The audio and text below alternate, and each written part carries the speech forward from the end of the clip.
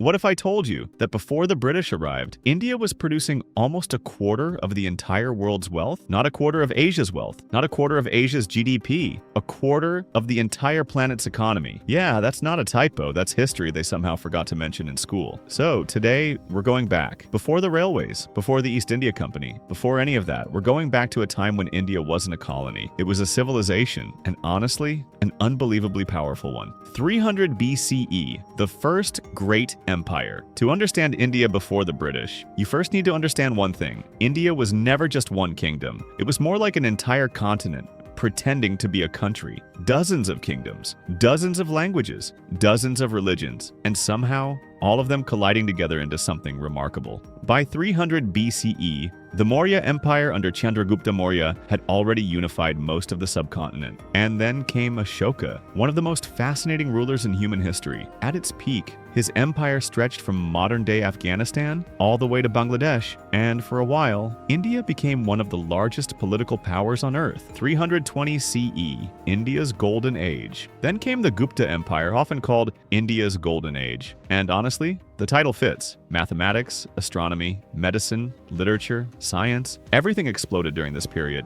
Zero was invented here, not metaphorically, literally. The number 0. You're welcome, humanity. Aryabhata calculated the approximate value of pi and proposed that the Earth rotates on its axis. Meanwhile, that much of Europe was still trying to figure out basic plumbing. Indian surgeons were performing cataract surgeries and early rhinoplasty procedures centuries ahead of many other civilizations. And this wasn't happening in isolation. India was becoming one of the intellectual centers of the ancient world, the world's economic superpower. Now let's talk about money, because this is where history starts sounding completely ridiculous. For most of recorded history, India was one of the world's largest economies, not occasionally, consistently. Arab merchants called it Al-Hind, the land of wealth. Chinese travelers described cities so massive they could barely believe what they were seeing. And European traders? They became obsessed. Cotton textiles from Bengal and Gujarat were exported across Rome, Egypt, Southeast Asia, and the Middle East. Indian spices like pepper, cardamom, and cinnamon were worth enormous amounts in European markets. The subcontinent sat at the center of one of the largest trade networks on Earth. China, Arabia, East Africa, Southeast Asia,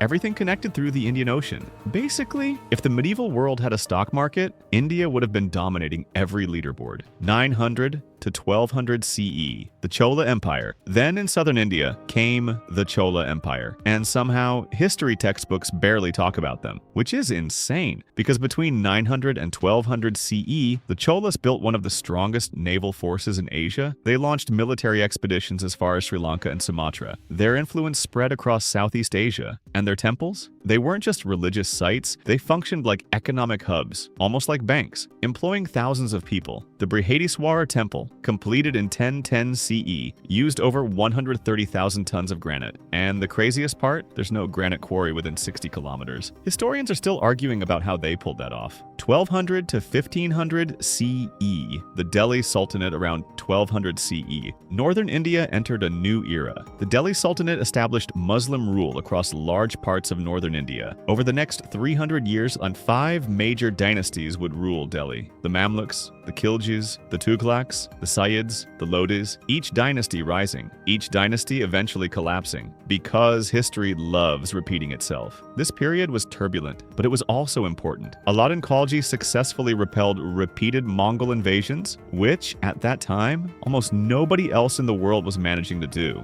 Although his economic reforms and market controls were, let's just say, complicated. Some worked, some absolutely did not. 1398, Timur arrives. And then came Timur, because apparently history looked around and thought, you know what this situation needs? More chaos. In 1398, the Central Asian conqueror invaded Delhi. The city was devastated, mass killings, looting, economic collapse. Delhi would take decades to recover. This is the kind of event that rewrites civilizations. History has this annoying habit of going, everything's fine, and everything's fine. Timur has arrived. Early 1500s, India recovers. But India absorbed the blow, because throughout its history, the subcontinent had an almost terrifying ability to rebuild itself. By the early 1500s, powerful regional kingdoms had reemerged. The Vijayanagara Empire in the south, the Rajput kingdoms in the west, Bengal in the east. India was politically fragmented fragmented, but economically still incredibly wealthy. And then came 1526, the year everything changed again. 1526. The Mughal Empire begins, a descendant of both Timur and Genghis Khan, because apparently one terrifying bloodline just wasn't enough. Defeated the last Delhi Sultan at the First Battle of Panipat, and with that, the Mughal Empire was born. Over the next 2 centuries, the Mughals transformed India, especially under Akbar, arguably the greatest Mughal emperor. Akbar expanded the empire dramatically. He built a sophisticated administration, created a professional military, and introduced policies of religious tolerance that surprised many of his contemporaries. Hindus held high government positions. Persian art mixed with Indian traditions. Architecture evolved into something entirely new. This wasn't just conquest, it was cultural fusion. 1700, the peak of Mughal wealth. By 1700, under Aurangzeb, the Mughal Empire controlled nearly 4% of the world's GDP. The Mughal courts at Agra and Delhi became some of the wealthiest centers on earth. The Peacock Throne alone was worth more than the economies of many European states. And then there's the Taj Mahal. Shah Jahan spent the equivalent of roughly $1 billion in today's money, building a tomb for his wife. Not a palace, a tomb. That's the level of wealth we're talking about. The fatal flaw. But the Mughal Empire had a problem, a dangerous one. Like many massive empires in history, it depended too heavily on the emperor himself. Not institutions, not stable succession systems, one ruler. And when Aurangzeb died in 1707, everything started breaking apart. His sons fought each other for power. Regional governors became increasingly independent. The Marathas, led earlier by the brilliant military leader Shivaji, were already weakening Mughal control. By the 1720s, the Mughal emperor in Delhi had become little more than a figurehead. Real power now belonged to regional states. The Nawabs of Bengal, the Nizam of Hyderabad, the Marathas, the Sikhs. India was still rich, but it was divided, and in geopolitics, division is basically an invitation. A house with gold walls and no locks is still a target. Europe enters the story. Meanwhile, like across the oceans, Europe had changed. European powers had figured out how to sail directly to India, no more relying entirely on Arab or Ottoman middlemen. Now they wanted direct access to the wealth themselves. First came the Portuguese,